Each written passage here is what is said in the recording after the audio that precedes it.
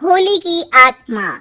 बचपन से शहर में रहने वाला मनोज इस साल होली की छुट्टियों में अपने गांव दुर्गापुर वापस आता है, जहां उसे देख पूरा गांव खुशी से झूम उठता है। जब गया था तब इतना सा था और अब देखो कितना बड़ा हो गया है। हाँ सरपंच जी, जब मैं गया था तब आप भी बहुत जवान थे और अब देखो कितने बूढ़े हो गए हैं आप।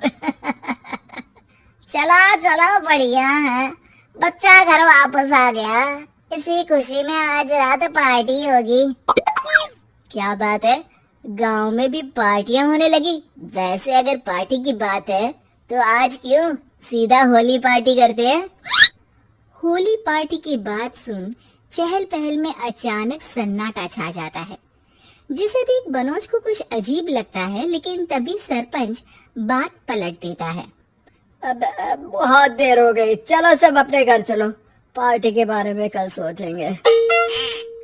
मनोज भी मम्मी पापा के साथ घर आ जाता है, पर होली पार्टी और उस पर पूरे गांव की खामोशी वाली बात अभी तक उसके जहन से निकलती नहीं।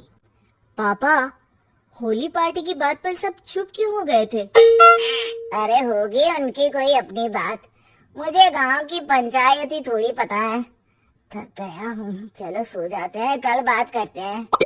पापा की बात मानते हुए मनोज भी सोने चला जाता है। आज तो छुपा लिया, लेकिन हफ्ते बाद जब होली का दिन आएगा तब इसे कैसे रोकोगे? अगली सुबह सूरज के साथ ही मनोज भी गांव घूमने निकल जाता है, जिस पर रास्ते में उसे अपनी ही उम्र की कुछ लड़के भी मिलते हैं, जिनसे दोस्ती कर अब वो उनके साथ घूमने लगता है। इसी तरह कुछ दिन बीत जाते हैं और होली नजदीक आने लगती है। दोस्तों, होली में 4 दिन ही बचे हैं, पर गांव में उसकी कोई तैयारियां क्यों नहीं दिख रही? क्योंकि यहाँ होली नहीं मनाई जाती। अरे पर ऐसा क्यों? वो राजा भूषण। अरे तुम 4 दिन के लिए आए हो, क्या इतना सोच रहे हो? चलो कुछ खाने चलते हैं। इसी के साथ एक बार फिर होली की बात को टलते हुए देख मनोज को शक होने लगता है। वो घर पहुंचते ही इंटरनेट पर अपने गांव और राजा भूषण के बारे में जानकारी निकालने लगता है। क्या? मुझे आज तक ये नहीं पता था। ऐसा कैसे? किसी ने मुझे कुछ बताया क्यों नहीं? सारी जानकारी लेने के बाद मनोज गांव वालों या अपने मम्मी पापा से कुछ पूछे बिना खुद ही उसकी सच्चाई के बारे में छानबीन करने लगता है, जिसके चलते वो राजा भूषण की हवेली में पहुंचता है। वाह, क्या हवेली है यार। पर क्या यहाँ सच में कोई भूत है? हेलो बुज्जी, कोई है क्या? हम इस साल गांव में होली सेलिब्रेट कर रहे हैं, क्या आप उस पर थोड़ा इंटरव्यू देंगे? मनोज के ऐसा बोलते ही गांव में तूफान उठ जाता है और हवेली में रखी सारी चीजें हिलने लगती है। एक अदृश्य शक्ति मनोज को धक्का देकर हवेली से बाहर निकाल दरवाजा बंद कर लेती है। ये सब देख मनोज हैरान रह जाता है। क्या अभी मुझे हवा ने धक्का देकर बाहर निकाल दिया? मेरे होते हुए इस गांव में कभी होली नहीं बन सकती, इसलिए दोबारा ऐसी कोशिश भी मत करना, अंजाम बुरा होगा। आवाज सुन मनोज हैरानी से इधर उधर देखने लगता है, पर उसे कोई दिखाई नहीं देता। वो गांव वापस आ जाता है, जहां तूफान की वजह से सब कुछ तहस महस हो चुका होता है। आखिर ये तूफान आया कैसे? ना ऐसा कोई मौसम था और ना ही हमने होली का त्योहार मनाने की बात की थी। सरपंच की बात पर कोई रिएक्शन दिए बिना मनोज चुपचाप अपने घर चला जाता है। इस तरह देखते ही देखते होली का दिन भी आ जाता है और मनोज रंग लेकर गांव में निकल जाता है, लेकिन गांव पूरी तरह खाली होता है। अरे त्योहार का दिन है, धूमधाम की जगह मातम क्यों मनाया हुआ है?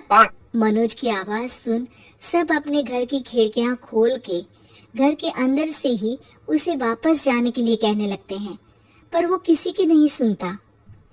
तुझे पहले भी समझाया था, अगर होली खेलने की कोशिश भी की तो अच्छा नहीं होगा। अरे बात मान लो बेटा, तुम्हें सच नहीं पता। मुझे सब पता है। सालों पहले इस राजा ने एक अंधविश्वास फैलाया और आप लोग आज तक उसे मानते आ रहे हो। अरे बेटा, जब तुम पैदा भी नहीं हुए थे उससे भी बहुत पहले से इस गांव पर होली का श्राप है।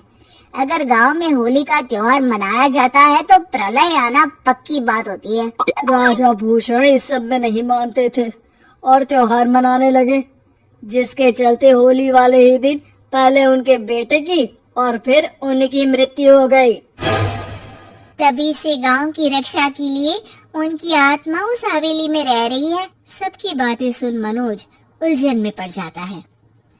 सोचना भी मत मनोज, अगर तुमने इस परंपरा को तोड़ने की कोशिश भी की तो उसका परिणाम इस गांव और गांव के लोगों के लिए अच्छा नहीं होगा। मुझे भी यकीन नहीं हो रहा कि आप लोग एक बेतुकी बात को मानकर सालों से रंगों के त्योहार को मातम की तरह मनाते आ रहे हो। मनोज किसी की कोई बात ना मानते हुए पूरे गांव में रंग बिखेर देता है, जिसके तुरंत बाद वहां तूफान के साथ बिजलियां गरजने लगती है। अचानक मौसम में ऐसा बदलाव देख जहां मनोज कंफ्यूजन में आ जाता है, वहीं गांव वाले डर से सहम जाते हैं।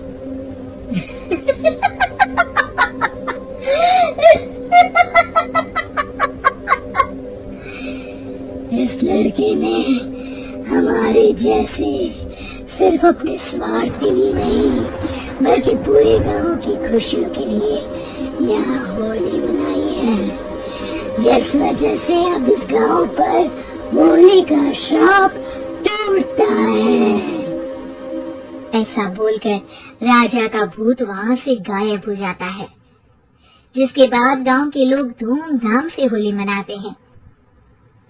खुशियों के रंग गांव में बिखरे ही होते हैं कि अगली सुबह अचानक मनोज कहीं गायब हो जाता है और एक बार फिर गांव में होली का नया राज शुरू हो जाता है।